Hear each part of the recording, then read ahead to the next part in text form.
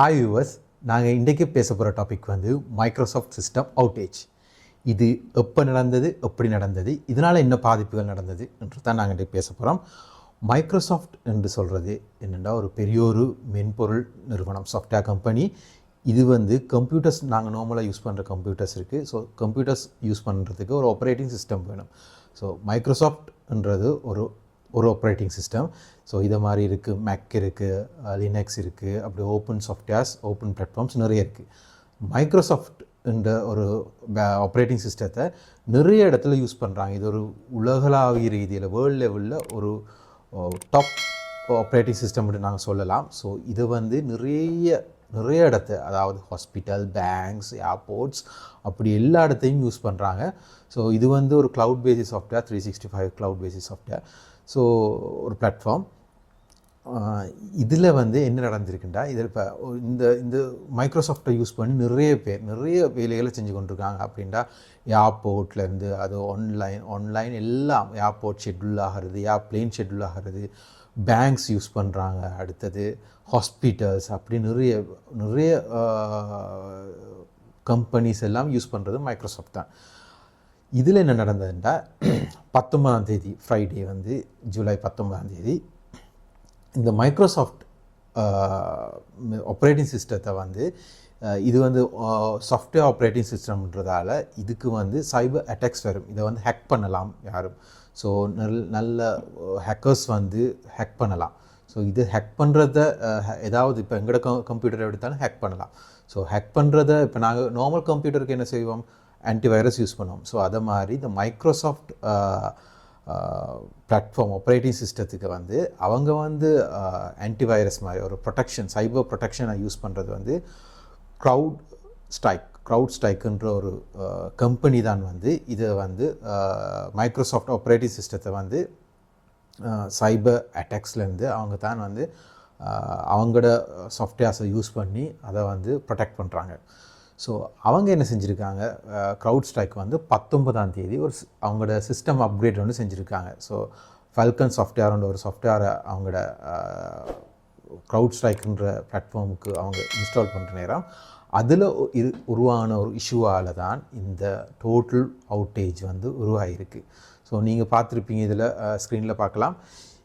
இந்த இஷ்யூவால் எல்லா Microsoft கம்ப்யூட்டர்ஸும், Microsoft operating system உள்ள கம்ப்யூட்டர்ஸும் ஒரு வந்து ப்ளூ கலர் ஸ்க்ரீன் ஒன்று வந்திருக்கு. ஸோ அந்த ப்ளூ கலர் ஸ்க்ரீனுக்கு வந்து சொல்கிறாங்க blue screen of death. So அதுதான் வந்து நிறைய ட்ரெண்டிங் ஆனது, பிஎஸ்ஓடின்ட்டு. ஸோ இந்த ப்ளூ ஸ்க்ரீன் ஆஃப் டெத்துன்றது வந்து இந்த ஸ்க்ரீனில் நீங்கள் பார்க்கலாம், வந்து இப்படி ஒரு ஸ்க்ரீன் தான் வந்திருக்கு. ஸோ இதில் வந்து மெசேஜ் வந்திருக்கு, இது வந்து உங்களோட எரர் ஆகியிருக்கு உங்களோட PC. So will take to get back to நார்மல்ன்ற மாதிரி ஒரு மெசேஜ் உண்டு.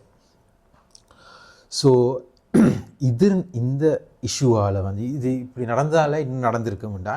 இப்போ நிறைய ஏர்போர்ட்டில் டிக்கெட் இஷ்யூ பண்ணுறது இருக்குது, சரியா? ஸோ நீங்கள் ஸ்க்ரீனில் பார்க்கலாம், வந்து டிக்கெட் இஷ்யூ பண்ணுறது வந்து இவங்க வந்து மேனுவலாக எழுதி அனுப்பியிருக்காங்க. ஏன்டா இந்த சிஸ்டம் இஷ்யூவால், சிஸ்டம் த்ரூ பிரிண்ட் பண்ணிடலாம். இதை மாதிரி நிறைய ஏர்போர்ட்டில் வந்து ஆட்கள் வந்து க்ரௌடட் ஆகி, அதாவது ஏர்ப்ளைன்ஸ் ஷெட்யூல் ஆனதெல்லாம் கேன்சல் ஆகி, நிறைய ஃப்ளை பண்ணி கொண்டிருந்த ஏர்லைன்ஸ் எல்லாம் வந்து அவங்களோட டிரான்ஸ்மிஷன், அதாவது வந்து அவங்க தொடர்பு கொள்வதெல்லாம் வந்து டெலிகம்யூனிகேஷன் கேப் கொண்டு வந்து, ஸோ இப்படி நிறைய இஷ்யூஸ் வந்திருக்கு. பேங்க்ஸ் வந்து அவங்களோட டிரான்சாக்ஷன் எல்லாம் ஹோல்ட் ஆகி லாஸ் ஆகியிருக்காங்க.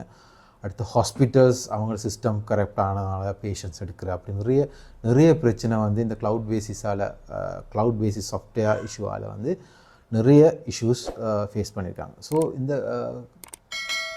பிறகு வந்து இதை டக்குன்னு வந்து அந்த க்ரௌட் ஸ்ட்ரைக்குன்ற ஒரு கம்பெனி வந்து அவங்க வந்து 11 ஸ்டெப்ஸ் கொடுத்துருக்காங்க. இதை நீங்கள் இப்படி இந்த ஸ்டெப்ஸை செஞ்சால் வந்து நீங்கள் பேக் டு நார்மல் ஆகலாம்ன்ட்டு. ஸோ அதை நீங்கள் ஸ்க்ரீனில் பார்க்கலாம். ஸோ இதுதான் நடந்தது. இதனால் பில்லியன் கணக்கான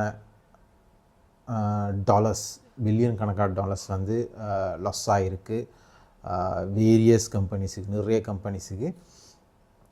ஸோ இது வந்து திரும்பி வரலாமான்னு கேட்டால் திரும்பி வர சான்சஸ் இருக்குது. ஸோ அதுக்கு வந்து மைக்ரோசாஃப்ட் மைக்ரோசாஃப்ட் கம்பெனி வந்து க்ளவுட் ஸ்ட்ரைக்கோட ஒரு அக்ரிமெண்ட் போட்டு அவங்க இன்னும் அந்த